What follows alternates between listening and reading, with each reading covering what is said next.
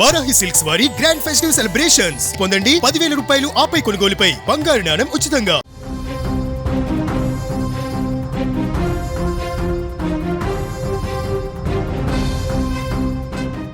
ఆంధ్రప్రదేశ్లో మరో బస్సు ప్రమాద ఘటన ఇప్పుడు సంచలనంగా మారింది. ఒక ప్రైవేట్ ట్రావెల్స్ బస్సు అగ్ని ప్రమాదానికి గురై సంచలనంగా మారింది ప్రమాదము. 2 తెలుగు రాష్ట్రాలలో ఇప్పటికే బస్సు ప్రమాదాలు ప్రయాణికులను భయాందోళనకు గురి చేస్తున్నటువంటి సంగతి తెలిసిందే. గతేడాది కర్నూలు జిల్లాలో జరిగినటువంటి బస్సు ప్రమాద దృశ్యాలు నేటికి అందరినీ కలవరపెడుతుండగా అలాంటి ప్రమాదమే ఇప్పుడు మరొకటి చోటు చేసుకుంది. దేవుడి దయ వల్ల ఎలాంటి ప్రాణ నష్టం అక్కడ జరగకపోవడంతో అందరూ ఊపిరి పీల్చుకున్నారు. తూర్పుగోదావరి జిల్లా కొవ్వూరు ఫ్లైఓవర్ పైన తెల్లవారుజామున ఓ ట్రావెల్స్ బస్సు పూర్తిగా దగ్ధమైంది.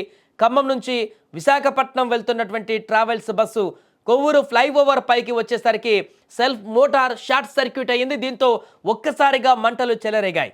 ప్రమాదాన్ని గుర్తించినటువంటి డ్రైవర్ బస్సును నిలిపివేశారు. అందులోని 6 ప్రయాణికులు 4 సిబ్బంది సురక్షితంగా బయటకి వచ్చేశారు. స్థానిక అగ్నిమాపక సిబ్బంది ఘటనా స్థలానికి చేరుకొని మంటలను అదుపు చేశారు.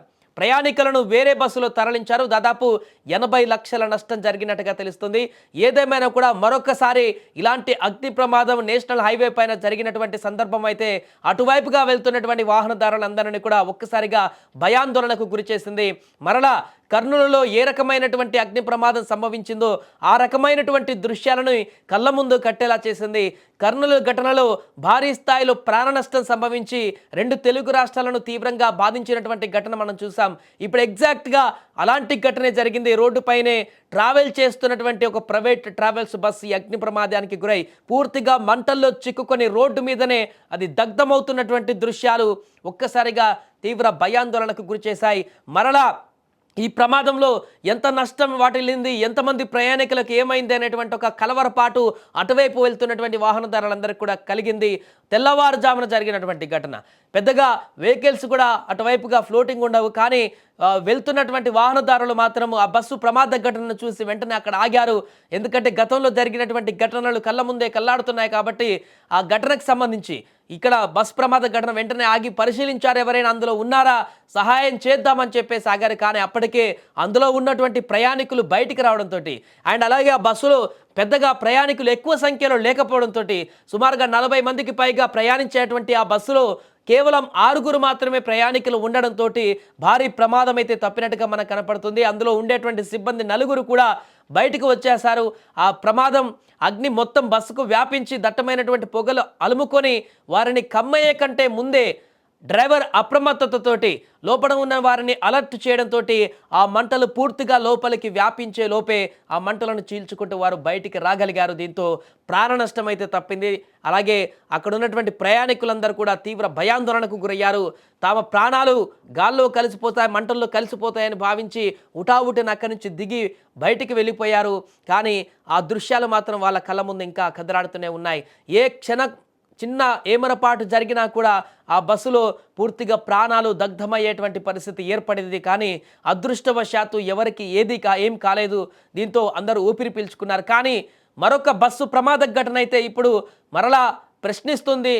బస్సు ప్రయాణాలకు సంబంధించి, ముఖ్యంగా ప్రైవేట్ ట్రావెల్స్లో బస్సు ప్రయాణాలకు సంబంధించి ఎంతవరకు శ్రేయస్కరం, బస్సు ప్రమాదాలు వరుసగా ఎందుకు కొనసాగుతున్నాయి, రోడ్డు మీద వెళ్తున్నటువంటి సందర్భంలో నేషనల్ హైవేలో దూర ప్రయాణాలు కొనసాగిస్తున్నటువంటి సందర్భంలోనే ఇలాంటి అగ్ని ప్రమాదాలు చోటు చేసుకోవడానికి గల కారణాలేంటి, ఎందుకు బస్సులలో ఇలాంటి మెయింటెనెన్స్ ఉండట్లేదు, అగ్ని ప్రమాదాలే ఎందుకు ఎక్కువ జరుగుతున్నాయనే దానికి సంబంధించినటువంటి పూర్తి స్థాయి దర్యాప్తు అయితే కొనసాగించాల్సిన అవసరం ఉంది.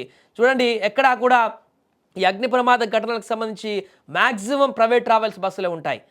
ప్రమాదాలు, యాక్సిడెంట్లు జరగడం ఇతరత్ర అవి వేరే జోనర్ కిందకు వస్తాయి.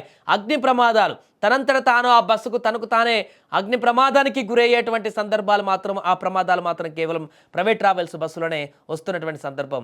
ఎందుకు ప్రైవేట్ ట్రావెల్స్ బస్సుల్లో ఈ రకమైనటువంటి పరిస్థితి ఎందుకు వస్తుంది? దాంట్లో ఇంజన్ ప్రాబ్లమ్స్ ఉంటున్నాయా, లేకుంటే పార్ట్స్ వేరే బిగిస్తున్నారా, లేకుంటే మెయింటెనెన్స్ సరిగా చేయట్లేదా, దేని కారణం చేత అగ్ని ప్రమాదాలు ఎక్కువగా ప్రైవేట్ ట్రావెల్స్ బస్కే వస్తున్నాయి, సంభవిస్తున్నాయి అనేది కూడా ఇప్పుడు ప్రశ్నిస్తున్నటువంటి పరిస్థితి అయితే ఏర్పడింది. ఏదేమైనా కూడా ఒక భారీ ప్రమాద ఘటన నుంచి అయితే ఈరోజు ఎవరు ప్రాణాలు పోకపోవడంతో, ఎవరి ప్రాణాలు కూడా పోకపోవడంతో అయితే అందరూ కొంత ఊపిరి పీల్చుకున్నారు. ఇలాంటి ఘటన పట్ల ఒక్కసారిగా మరలా ఇప్పుడు ఈ యొక్క ఘటన వైరల్గా మారింది. అగ్ని ప్రమాద ఘటన అనగానే దీనికి సంబంధించిన విజువల్స్ కూడా ఇప్పుడు సోషల్ మీడియాలో వైరల్గా మారుతున్నాయి.